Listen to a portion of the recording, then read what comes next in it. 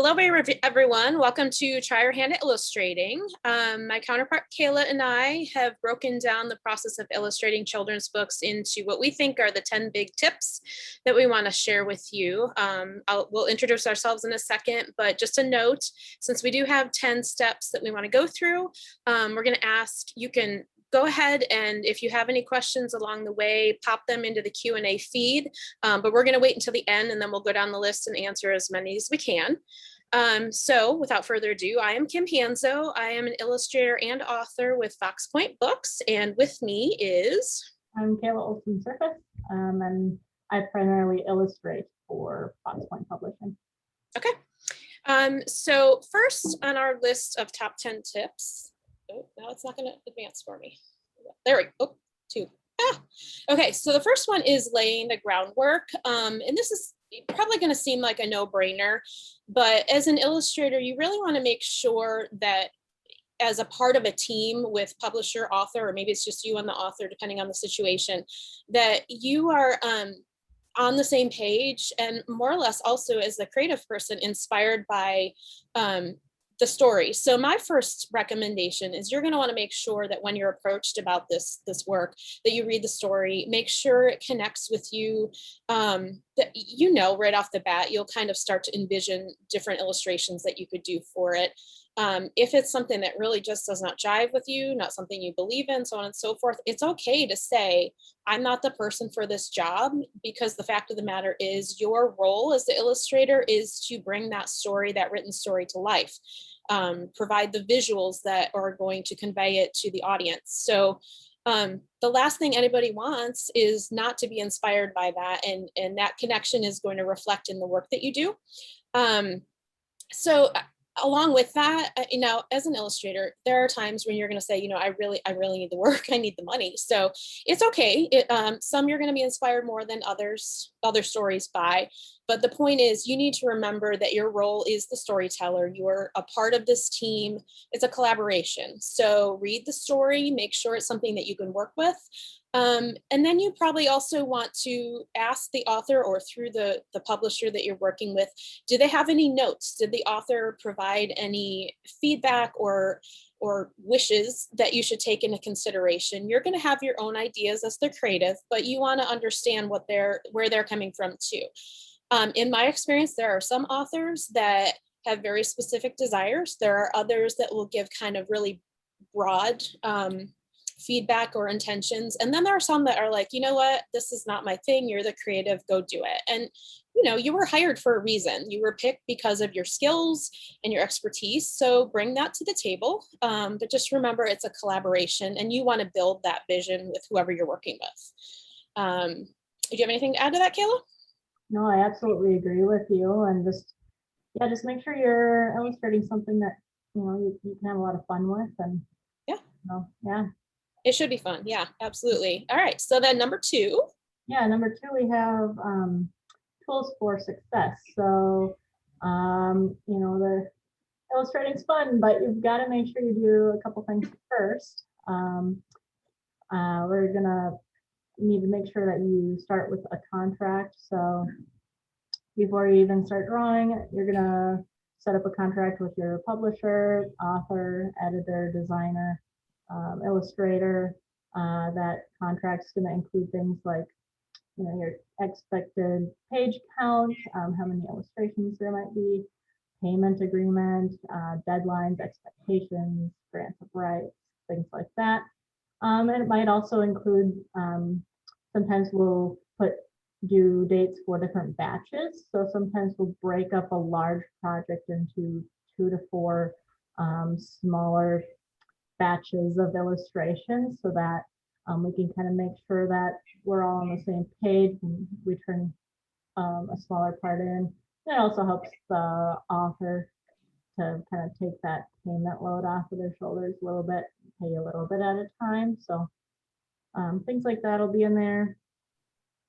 And then, at the same time, you've got the publisher and author, editor. They're going to be working on your book size, on printer specs, things like that. They'll be deciding soft hardcover things, templates, And oftentimes what, at least what our publisher will do is they kind of get a storyboard set up. So the storyboard is going to include things like word placement. It's going to list all the specs that you're going to need to keep in mind as you draw, things like that.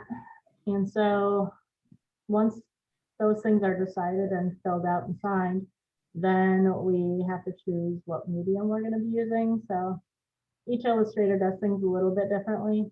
I personally prefer to use my iPad and iPad pencil. I think it just is easier for me, I guess. There are a lot of programs out there, a lot of software, different brushes nowadays. So I kind of do that. And I know Kim does things a little bit differently. You sketch first, right on paper with pencil paper, and then scan those in. Yeah. And, yeah. So some artists prefer to use just a tablet with their computer, so they might go on the PC, use programs like Adobe Suite, and they might do things directly onto their computer. So it just depends on what works best for you, and you might want to try different things and see what you prefer to use. Absolutely, and be in your comfort zone. Yeah. Okay, so then once you've laid the groundwork, got all the tools, contract, everything in place, then the fun begins. So this is where you're going to define the character. And when we say character, we're not just talking about the characters in the book, we're talking about the character of the book. Because every decision you make really should be intentional. So you are going to, of course, you're going to design those characters, which goes along with picking a style. So every artist is going to have their preferred style that may or may not lend itself to what the character of the book should be. Every artist also probably has multiple styles that they can execute. So you're going to want to decide, like, what is best for the character of this book. Most likely you've been chosen for that book because your natural style fits the story. But yeah, that's something that you want to think about. And that also goes along with your budget in terms of time, like how soon do you need to turn this book around? And also, what are you making on this contract? Obviously, you don't want to pick something that is going to take you months and months to execute if you're on the lower end of the pay scale. So that's just your decision to make as an artist, what your threshold is. But then beyond that, then you get into fun stuff. So we're going to design our characters. We're going to think through what they look like. And you're going to probably want to present that to the publisher and the author before you get into designing the whole book to make sure that you're on the same page. You're going to want to think through color. What kind of palette are you going to use throughout this whole book? Because it isn't just one page. These are all details that are going to play out page after page after page to build that theme and character of the book. I also tend to think about, are there any graphic devices or any specific symbols that are secondary to the main character? And I'll show you an example of that in a second. But those are all things that you're going to want to think of on the front end so that it's easier to execute along the way and make sure that you maintain consistency. So this right here is an example of a character study that I did for a book called Sweet Sour Cherries by Paula Basinger-Morthart. Really sweet story about this family of bunnies, and Ralph is in the first column there. Well, I'm sorry, there's character traits, different expressions of him on the very first column, and then you'll see him standing up with his little overalls on. He's the main character, so that is why I wanted to show some expressions and actions of him, since he's going to be kind of driving the action in the book. So this is basically what he's going to look like. I personally try to use gestures from the book so that sketches from my character study can also be used later, not that I'm wasting that time and effort. So you can see there's Ralph. He has a sister, Penelope, an older brother, Robbie, and then there's Mrs. Longears, the mother. Now, I'm not going to tell you the whole plot line of the book because you really should read it. It's very sweet. But you see below on the bottom, there are 3 different pies because each of the rabbits have their favorite flavor of pie. Ralph likes cherry, his sister likes apple, and his brother likes peach. So that's kind of the symbols I was talking about. Now, they don't necessarily represent something, but they are a key element throughout the book. The pie comes into play with the main plot line. So they're sketched out because I want each pie to look different to coordinate with its character. And then you can also see in the middle there kind of the color scheme. So what color are the rabbits going to be? What color are their clothing? Because they need to kind of all work together. And then in my case, I made them complement the color of the pie. So you've got this kind of just nice juxtaposition there. And then on the next slide, we'll show you kind of how this plays out. So once we've agreed on that, you know, we've gone through the process of, look, this is what the final outcome is. You can see how it's played out on the cover. You've got a spread on the inside there. And then the bottom right, those are some of what we call assets. So they're little illustrations that you can pull from the larger ones and use them on things like title pages and whatnot. So just things to think about. It's more than just designing the main character. You're building a palette and a whole experience through the book. So then once you've defined the character and everybody's in agreement, yes, this does fit who we think and what we think is going to play out through the book, then and we get into some sketchy business. If you want to go to the next slide, we've got, so for this example, we've got Glorious Gertie's Fabulous Fireworks, written by Helen Holder. This is just showing how for a particular scene, we weren't quite sure what vehicle Gertie should use, so we ended up going with the little buggy at the end, but yeah, we can go to the next one here.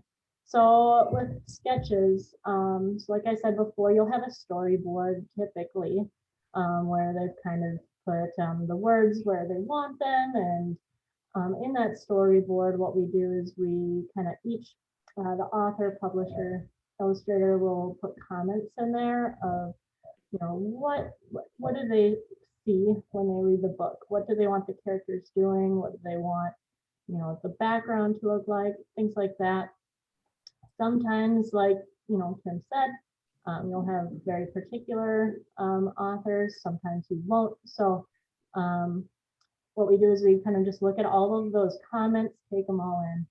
And then that storyboard is going to list for us.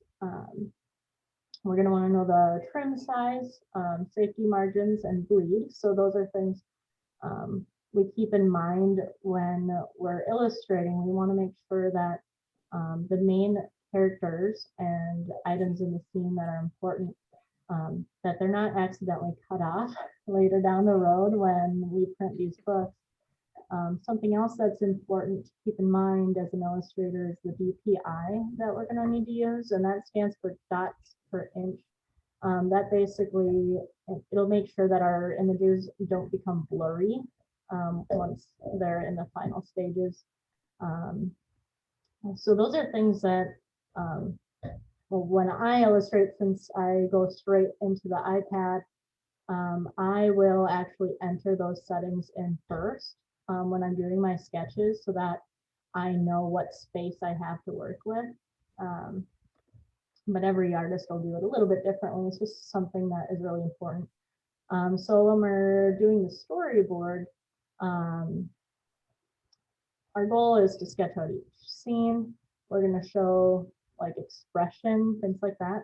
And this is one of my earlier books that I illustrated. So I was kind of new to the whole illustrating scene. And so I have a lot of notes on here, what my ideas are, where they're going to be looking, and might ask even some questions as I go through, you know, what color do you want this? Which direction should this character be looking? So I'll do all of that during the sketching part. And it's also important to, like, what I'll do is I'll also sketch out different asset ideas. So assets, like Kim said, they're just little cute images that will be placed here and there in the books. Usually they're used for like copyright pages, dedication pages, things like that. And then we'll decide if we want the image to be like either a spread between two pages. We'll have to keep in mind the gutter, make sure that you don't have anything going in there, but we have that. We have a floating illustration. So basically it's an illustration that's just kind of floating in the page. And we have a full colored page, and we also have a vignette where the image fades into the background. So all of those things are kind of decided during this stage in the illustration process. And it's really important to nail it down so there are no surprises later. Yeah, definitely important to nail down those details, because they're going to be critical later. That's basically the blueprint that everybody's going to work from. And so then, you know, once you've completed the storyboard and everybody's kind of looked at it, there's going to be a feedback process. Most artists, I find, especially if you've gone through school versus being self-taught, you've kind of, through critiques and whatnot, you have it ingrained. You don't become personally attached to your work. Of course, it's important to you, but if you realize that you're part of the storytelling process and you're a part of this team, the feedback and collaboration is integral to that process. And certainly you're not going to think of everything. So there's going to be comments. Hopefully they're all making the process better for the book. But what I do find is that a lot of authors don't realize that artists are open to constructive criticism. So oftentimes what I will, if I sense that, I will make it clear to them. I will say, please, you are not going to offend me. Please share your feedback with me. Of course, it should be respectful. But that's going to push the process forward and drive the book. The last thing you want is to as an illustrator is to try to have to drag out feedback. You want to make the product the best it can be. So you need to know what people are thinking and feeling, or how they're receiving and reading what you've done. And likewise, you want the author and the final product, them to be happy with that. So I would say, you know, don't take that process personally. That is really a time, again, for you to flesh out the details and make sure you're all on the same page moving forward in a positive way. So just listen, hear, and embrace the process. Yeah, absolutely. So which comes first, the cover or the pages? So with Fox Point Publishing, we actually, they make a quarterly catalog. So that means that the front cover is going to be done prior to the actual pages being completed, or before we even start illustration sometimes. So with that, you know, it's still important to read the story, read the manuscript, whatever we have available to us at that time, to make sure we understand, you know, who the main character is, what the story's about. We just kind of, we can give an idea of what the cover will be so that they can use it in the catalog. But oftentimes I found, you know, we can always go back and make changes to that cover once we really get going on final images. If you want to go to the next slide, for example, with our Terrific Tongues book, this one's also by Helen Holder, but this just kind of shows how often, you know, we might be changing a final cover before we go ahead and go with it. So we started with the original one there, Terrific Tongues cover. The first one was just kind of what they had in that catalog, you know, to go, all right, here's our book. Then once I started with final images, you know, we threw the little guy on there, moved things around, and the designer, you know, she's fantastic, who I've worked with, this is Rebecca, but she then took those images and made our final, which is, you know, awesome. She did amazing work. But sometimes, you know, we'll do that. And I've also noticed, you know, I'm fairly new to illustrating compared to him for children's books. So I'm finding that the more I draw, the more techniques I learn, the better I am with my brushes, the more time I have to, you know, buy brushes and practice. And so I find that when you do a cover and go back to it a few months later, you might want to update it a little bit. And our publisher, Kirsten Hall, she says to always give 1,000% of effort if it's got your name on it, and I completely agree with her. So yeah, sometimes we'll do the images first, but typically it's the cover. Yeah, I would, in my experience, I would recommend, because I've played both sides of this coin. If you have like even a day or a morning to do a quick character study before you jump into the cover, you can save yourself a whole lot of headache later. Yeah. Some things may evolve, absolutely, but if you can at least kind of think through the main character or some colors without just jumping right in, that I find that helps as well. So yeah, so once, a lot of times the cover does come first for promotional purposes. And you absolutely do judge a book by its cover. I know as kids we're taught not to, which really is a way of teaching us not to judge each other by the way that we look. And that is absolutely important. But when it comes to books, the cover absolutely is integral to how the audience receives it and whether they decide to pick it up and open it. So I would argue that it is very important that, conscious or not, people do judge a book by its covers. So it's really important to think that through. My advice for a good cover design would be to give a sense of the inside of the book and what the story is without giving it all away. So you were going to want to show the main character, maybe some key elements, but not allude to the whole thing, so that there is some intrigue. And along with that, then there's going to be just some kind of nuts and bolts that you need to think about. As Kayla said, oftentimes the illustrator is creating most of the artwork for that cover, but there's a designer in place that's going to set the type and the title and all that. So you need to think about that and leave them some space. And there's a couple ways to do that. You can see on the left, Late Side of Midnight was a cover that I designed. And in that case, I wanted a full wraparound illustration. But I needed to leave room for the title. I need to leave room for the author and the illustrator credentials. So I just built in sort of what we would call a clear space. It's an area where there isn't a whole lot of information going on that type can lay over. And you're also, when you do that, you're going to want to make sure that it doesn't necessarily have to be a flat color, but you don't want a whole lot of value and a whole lot of things going on, so that type really can sit on top of it and not be competing with what's behind it. The other way of handling it, like you can see on Kayla's cover on the right, she has set up some designated graphic areas with the white box and the yellow, which is perfect, and it works with that cover theme.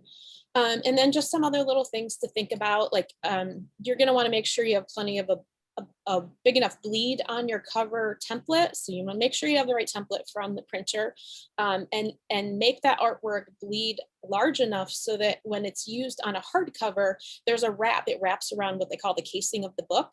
You need to make sure that there is enough to work with there when they put that book together. And then, another thing, is one thing to talk about one-off books, but when it's a series, and you know that ahead of time, you probably want to think through what kind of elements are going to change book to book and what are going to stay the same. So on the left is a series that I'm working on, and everything revolves around the idea of the world and the different continents. So I have the Earth there, and the critters that are the main character change book to book, but then the title and the series names stay the same.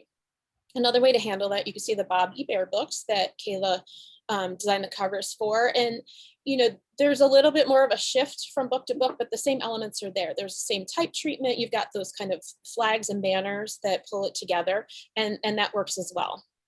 So once you got the cover done, now you got the insides. Now you gotta do the final images. So, yeah. So, illustrators might approach those final images different ways.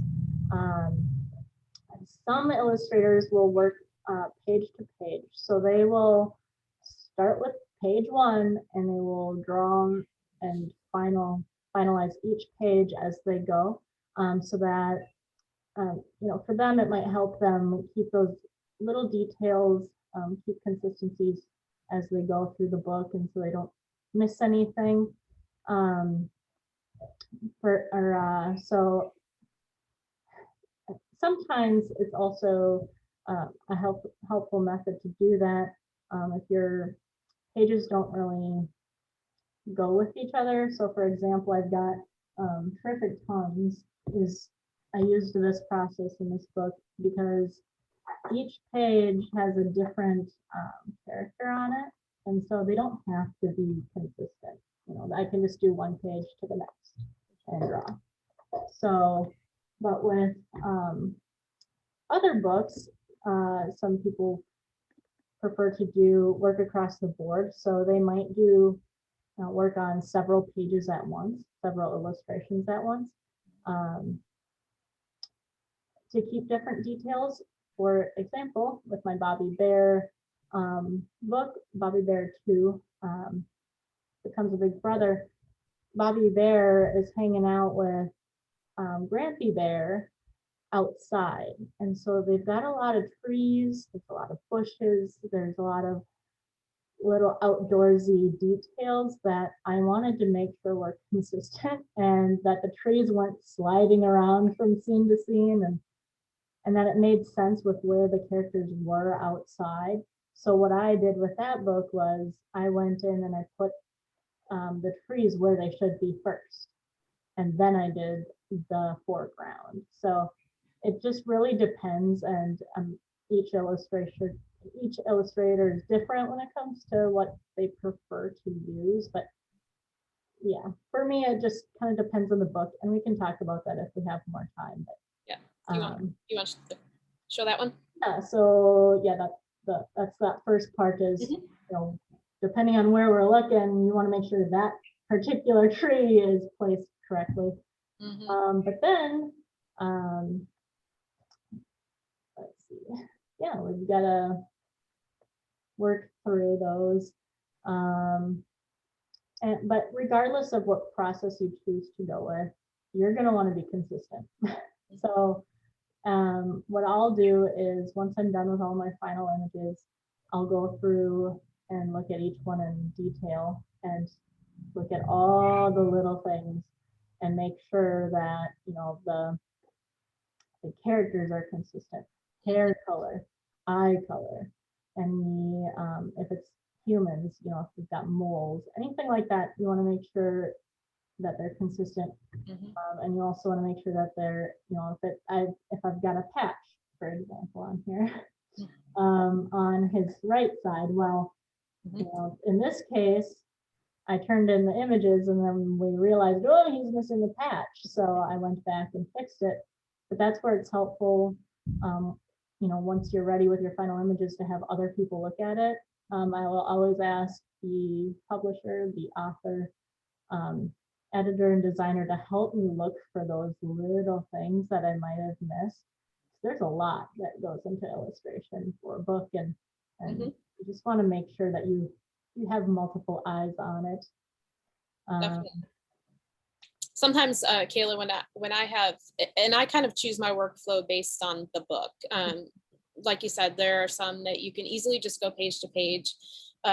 If it is a case like this where there are fine details that you need to make sure show up in the appropriate place on every page, and sometimes what I'll do is I'll make one big sheet and I'll colorize that character completely, and then I will just drag it over and put them in their settings as I go through page to page. And that way I know that, okay, I use the same color on the pants every time and the patch is always there. Now that's in place, and now I can set them in the pages of the book. So yeah, there's definitely different ways. I think it depends on the scenario and just what works best for you. Definitely. It's the same thing where, I'll take the final image of the character we decided on, and I'll actually copy that over so that I can make sure I have the correct color palette and correct features. And you can always move them around and whatever. You want to make sure you don't, you have characters that are moving around. But yeah, it's perfect for helping make sure you have all those little details for your character. And then, some programs allow you to save those palettes that you're using, and preset colors and whatnot. So yeah. So that's the long haul. And then once you're, now you're seeing the light at the end of the tunnel, and it's the final countdown. Now, at times, and this is completely normal, you're gonna be like, I've seen enough of this bear and I don't need to see this bear for a while, or whatever it is. That's completely normal because you've worked through page after page after page of this character. Doesn't mean you don't love them. You're just not ready to move on. So you see the light at the end of the tunnel, but there are going to be edits. Now, hopefully they're minimal. So if you've laid the groundwork, you've got your storyboard and all those things that we just talked about, there shouldn't be any surprises. But whatever edits you do have, you want to make sure that you're putting the same amount of effort into those as you did the rest of the book, even if you're tired. Just finish strong and tying up loose ends. So it's very easy for me, you know, especially if you're creative. The fun part is illustrating the book. The not so fun part is the business side of things. So what I do is I have a little checklist for myself for every project. So for example, for Sweet Sour Cherries, I have this little chart that I use. You're welcome to copy it. But this helps me keep track of where the project is. And especially in terms of like payments, or did I get my complimentary copy of the book? Because once I've finished that book, then I typically am moving on to another one. And this one becomes out of sight, out of mind. So it's very easy to be like a month or two later, hey, I never got my copy, or, you know, whatever it is. And having this record helps me stay on track. And it also later on, if, you know, you are doing accounting and things like that, it's very easy to go back and reference that project for whatever detail you needed. So then, once you're done, don't be afraid to toot your own horn. There's nothing wrong with giving yourself credit for all the hard work you did, and you know, promote your accomplishments, and you know, benefits you, benefits the author, the publisher, everybody involved. If you share the book, share it on social media, make announcements about it. You know, Kim and I do that all the time, where we'll share posts and we'll, you know, get people excited about it. And, you know, sometimes that is just a photo of the main character. Sometimes it's, you know, the cover of the book. It's also important, if you are posting pictures that are not published yet, you might want to use watermarks, or be very careful about what images you share, get permission to do so.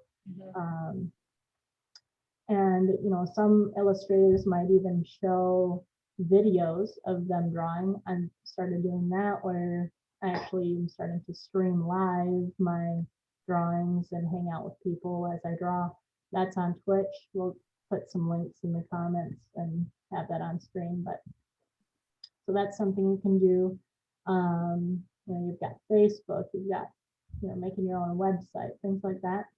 You know, just promote your stuff, have fun with it, and you know, don't be afraid to do that. Also, you know, try to go to live events. I know it's hard right now, but when things open up, go, you know, enjoy it, network with people, network with different authors, publishers, illustrators. Just get out there. That would be my advice. Do you have any advice, Kim? no, I mean, I think you covered it. I agree with you. If you are working on a book, you want to make sure you're not showcasing or revealing something that shouldn't be revealed yet. But certainly, in most cases, that you know, like showing the cover or I'm working on this sketch, really isn't a big deal because it helps promote the book and that benefits everybody.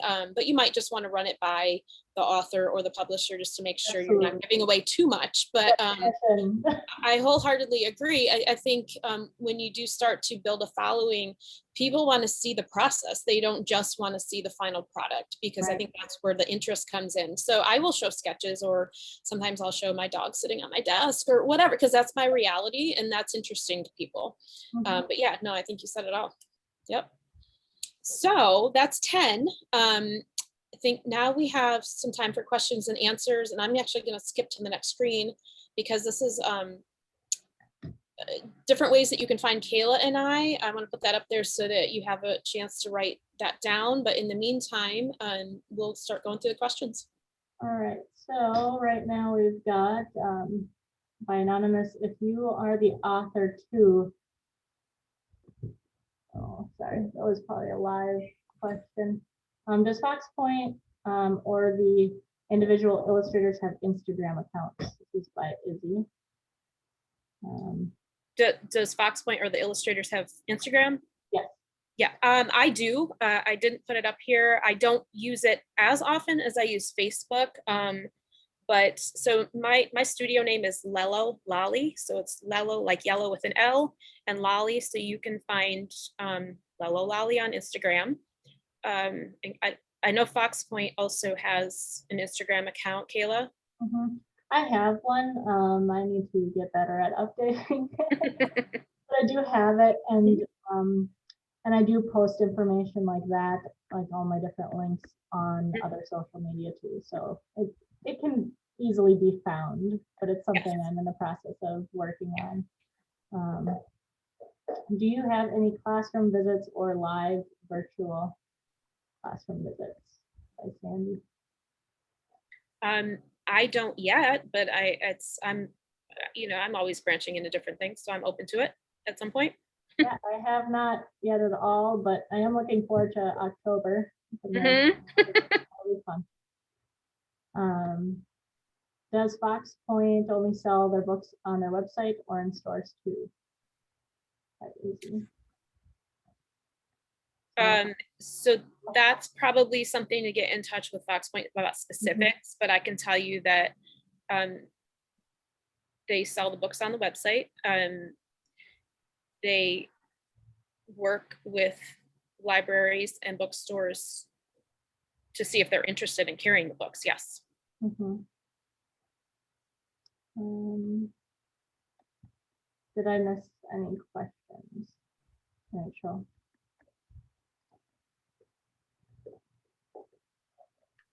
No, I don't think you missed any questions. I think that's all the questions that were in the Q&A box. I didn't see any that came out in the chat. So if anybody does have any additional questions, just throw them in there. Yeah. And so then we'll be doing a book giveaway and.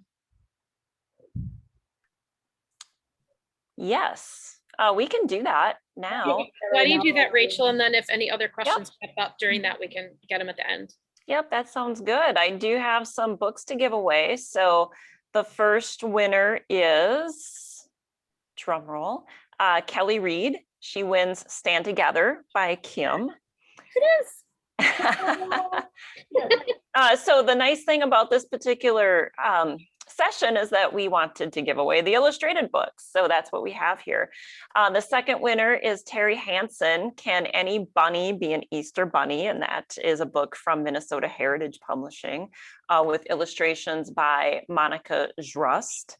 And the next winner is Mary Ellen Robertson. She gets the Betsy Tacy and Friends paper doll book. That's by Ellen Rudisell Miller, who was part of our October festival. She gave a little talk about that.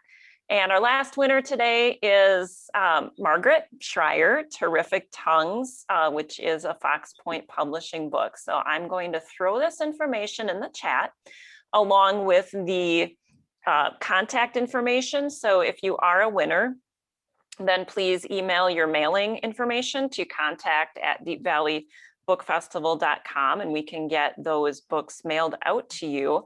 I also just wanted to give a really quick plug for the festival friends. There is still time to become a festival friend. It's when you give $25 to help support us in the festival so we can keep wonderful programming like this, like what Kayla and Kim just did. So we can keep having a festival and having things like this. Just go to our website. $25 makes you a festival friend. And at 5:30, we're doing the big grand prize drawing of the bag of festival books, $300 value. So you have pretty good odds, unless a ton of people sign up to be a festival friend, which we would love. But the odds are pretty good to win that big grand prize. So there's still time to do that. So I think that's all I have, Kim and Kayla, if you wanted to wrap it up. Okay. Did we have any other questions come in? I can't see that feed. What is your favorite book to design? What the book you're most passionate to illustrate? Tamer? I am an animal lover, so if a book features animals, I'm all over it. That doesn't mean that I'm not open to any other ones, but I tend to have the most fun with picture books that feature one or more animals. Mm-hmm. Yeah, I had fun with the Terrific Tongues book, drawing it. I mean, all of the books I've done are fun. Some stand out a little bit more than others, as maybe something I'm a little more passionate about, or for example, I just finished illustrating a book for Paula, The Best Magic of All, and it's a book about trolls, and I've always loved trolls, anything magical, whimsical, so that was a perfect book for me. So Cool. that was fun. I haven't seen any other questions come in. Do you want to introduce the next show? Yeah, sure. So I guess we both just want to thank you very much for having us. I hope you got a lot out of this. Our contact information is on the screen, so feel free to reach out to either one of us if you have questions, comments, or you just want to follow us. Next up at 4 o'clock is Agent, Editor, Hybrid, or Do-It-Yourself Publishing Options. It's a live panel, and I believe there's 8 or more people on there, so that should be pretty interesting. So thanks, guys. Thanks for joining us.